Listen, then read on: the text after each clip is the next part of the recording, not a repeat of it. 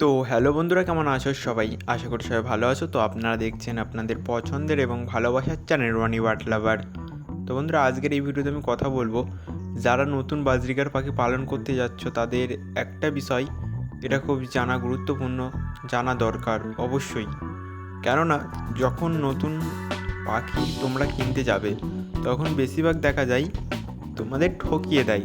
যারা নতুন শুরু করেছে তারা অত তো পাখি সম্বন্ধে জানে না, তাই ঠকিয়ে অনেকজনা কী করে, তোমাদের কাছ থেকে টাকা নিয়ে নেয় এবং ভালো কোয়ালিটির পাখি দেয় না। তো আজকে আমি এই ভিডিওতে কথা বলবো বাজরিগার পাখির মধ্যে কিছু হাই মিউটেশন বা কিছু দামি পাখি এবং কিভাবে আপনারা সুস্থ সবল পাখি চিনবেন। তাই ভিডিওটা স্কিপ না করে পুরোটা দেখার অনুরোধ রইল। প্রথমে বলবো বন্ধুরা, বাজরিগার পাখির অনেক মিউটেশন আছে। যেমন নর্মালের মধ্যে পড়ে গ্রিন বাজরিগার পাখি, যারা গ্রিন কালারের যে বাজরিগার পাখিটা হয়, ছেলে বা মেয়ে দুটি বলো না কেন, এইটা হচ্ছে ফার্স্ট মিউটেশন পাখি বলা হয়। এইটা প্রথম পাখি, এর থেকে পরবর্তীতে মিউটেশনের মাধ্যমে অন্য পাখিগুলো এসছে, তাই এর দাম সবসময় তুলনামূলক একটু কম হয়ে থাকে অন্য বাজরিগার পাখির তুলনায়।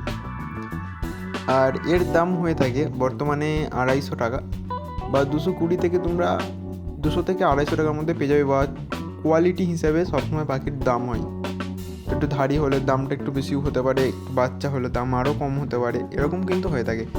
বাট এগুলো বাজরিগার পাখির মধ্যে সব থেকে কম দাম। তারপরে বলি, ঠিক কী করে বুঝবেন যে আপনারা ভালো পাখি কিনবেন এই দামের মধ্যেই? যদি একটু ভালো জাতের পাখি কিনবো, তাহলে আপনারা রেড আই পাখি দেখতে পারেন। রেড আই বলতে হলুদের মধ্যে রেড আই থাকবে, সেটাকে লুটিনো বলে। আর অ্যালবিনো কোনগুলোকে বলে, যেটা সাদা পাখি হবে এবং লাল চোখ থাকবে, সেটাকে অ্যালবিনো বলা হয়।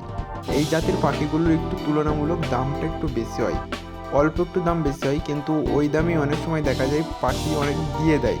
অনেক সেলার আছে যারা বলে এই যা নেবেন 250 টাকা জোড়া, কি যা নেবেন এরকম জোড়া, এরকম অনেক সময় বলে। তো তখন আপনারা কিন্তু এই জাত থেকে ভালো পাখি আপনারা নিতে পারবেন। এরপরে আসি স্প্যাঙ্গেল। এই স্প্যাঙ্গেলও কিন্তু এর থেকে একটা ভালো জাত, বাজরিগার পাখির একটা খুব ভালো জাত, এরা খুব ভালো ডিম বাচ্চাও করে।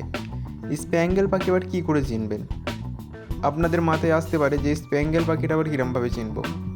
তো দেখো বন্ধুরা, স্প্যাঙ্গেল পাখিটা চেনার উপায় হচ্ছে, এদের বিভিন্ন কালার হয়ে থাকে প্রথমত, আর এদের যে ডানাটা হবে প্রজাপতির মতো ডানা হবে এবং বিভিন্ন কালারের হবে ডানাটা। তাহলে সেক্ষেত্রে বুঝতে হবে এটা স্প্যাঙ্গেল বাজরিগার পাখি। আপনারা খুবই অল্প টাকার মধ্যে ভালো পাখি, জাতের পাখি নিতে পারবেন।